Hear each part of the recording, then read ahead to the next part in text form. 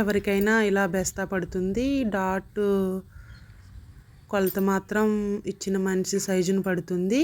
చంక వైపు డాటు అలాగే ఉక్సులు తాళ్ళు వైపు డాటు ఎవరికైనా ఒకటే. మనం కింద వైపు వేసే డాట్ను భుజాలకు సమానంగా వేయాలి. ఇలా భుజాలకు సమానంగా మడత పెట్టుకుని వేసుకోవాలి.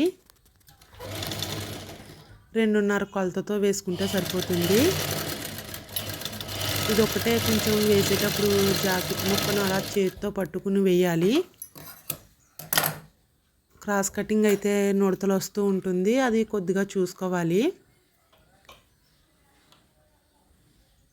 ఉక్సులు తాళ్ళు వైపు డాట్ను 2.5 కొలతలతో సన్నగా వేయాలి.